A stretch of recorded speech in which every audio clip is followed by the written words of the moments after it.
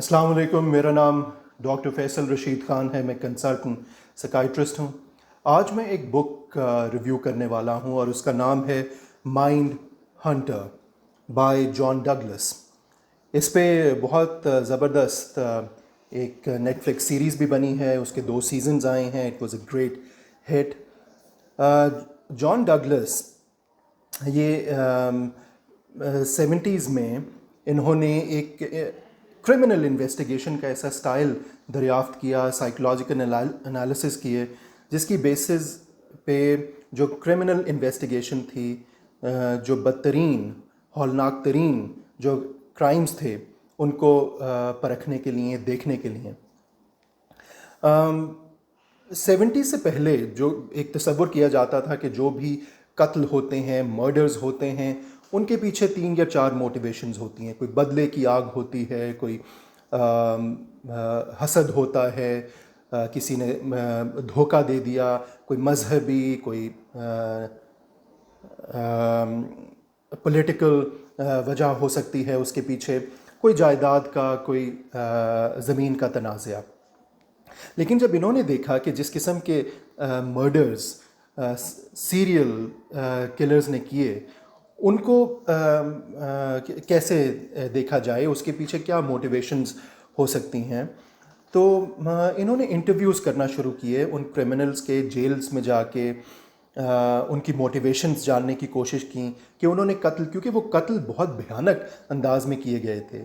کئیوں کو ریپ کیا گیا، جوان لڑکیوں کو، معصوم بچیوں کو، ایون بوڑھی خواتین کو، کئیوں کو مرڈر کے بعد ان کا ریپ کیا گیا، ان سے سیکشول ایکٹ کیا گیا، اور اس میں کہیں چھریاں ماری گئیں، کہیں بری طرح ان کے جینیٹلز میں انہوں نے سلاخیں،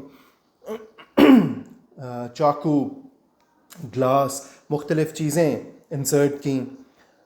تو وہ یہ دیکھنا چاہ رہے تھے کہ اس کے پیچھے موٹیویشن کیا تھی۔ یہ تو ان لوگوں کو جانتے بھی نہیں تھے، اتنی بے رحمی، اتنی بے دردی سے کیوں ان کو قتل کیا گیا اور متواتر کیا گیا۔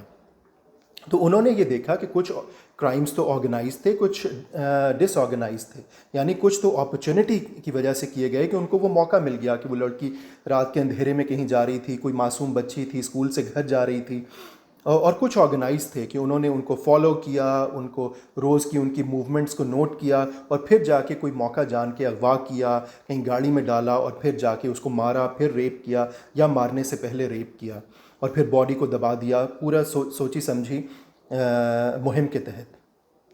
جب انہوں نے ان سے کرمنل سے بات کرنے کی کوشش کی، اور کچھ بہت، جیسے چارلز مینسن تھا یا ایڈ کیمپر تھا، اور ان کی بہت بیوٹیفلی پورٹرے کیا گیا ہے مائنڈ ہنٹر سیریز میں، یہ کتاب پڑھنے کے قابل ہے۔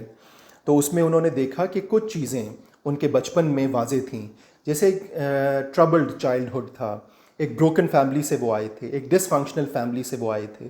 مدر جو تھیں وہ بہت ہارش تھیں یا ڈومینیرنگ تھیں، اوور پروٹیکٹیو تھیں، اوور کنٹرولنگ تھیں، ابیوسو تھیں۔ اسی طرح باپ بھی، وہ بھی گالیاں دینا، مارنا، ڈرگز، پھر ایبسنٹ فادرز، ایموشنلی، فزیکلی وہ اویلیبل ہی نہیں تھے اپنے بچے کی تربیت کے لیے۔ ان بچوں نے ان کے کرمنلز کے بیک گراؤنڈ میں یہ مل رہا تھا، کوئی رول ماڈلز نہیں تھے ان کی لائف میں، پور رول ماڈلز تھے، کوئی مورلز، اخلاقیات سکھانے والا نہیں تھا۔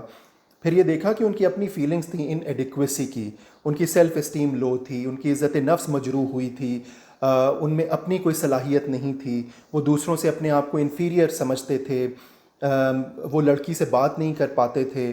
تو پھر جب وہ اس انٹریکشن میں یہ جو سارا کرنے کا، اس بے دردی سے مارنے کا اور ریپ کرنے کا مقصد تھا، وہ تھی اپنا کنٹرول ایگزرٹ کرنا، اپنی ڈومینیشن دکھانی، اپنا جو طاقت ہے، اپنا جو قابو ہے، اس کو ایکسرسائز کرنا۔ تو یہ وہ سائیکولوجیکل نفسیاتی موٹیویشن تھی جو ان کو اس قتل کی طرف اور ایک سیریز میں قتل کی طرف لے کے گئی۔ پھر انہوں نے اس کے مطابق ایک بیہیورل سائنسز یونٹ اسٹیبلش کیا ایف بی آئی میں، اور پھر اس کو کرمنل پروفائلنگ انہوں نے شروع کی کہ ایک قتل کے پیچھے، ایک مرڈر کے پیچھے کیا کیا موٹیویشنز، کیا کیا نیڈز ہو سکتی ہیں کسی انسان کی، اور اس کے مطابق پھر انہوں نے ان لوگوں کو ٹریس کر کے پکڑنا شروع کیا. پولیس کو ہیلپ ہوئی، اور اب تو یہ ایک پوری ایک سائیکولوجیکل کرمنل سائیکالوجی میں یہ آپ سمجھ لیں ایک بریک تھرو مومنٹ تھا جب یہ انویسٹیگیشنز ہوئیں. تو آپ یہ بک بھی پڑھیے، اٹ از مور انٹرسٹنگ وچ آئی فیل. آپ وہ سیریز بھی دیکھیے which you will find very interesting, جو لوگ دیکھنا سننا زیادہ انجوائے کرتے ہیں. تو یہ ایک اسمال اس کی سمری تھی، اس کا بیک گراؤنڈ تھا. I hope you must have enjoyed it. اگلی ویڈیو تک خدا حافظ.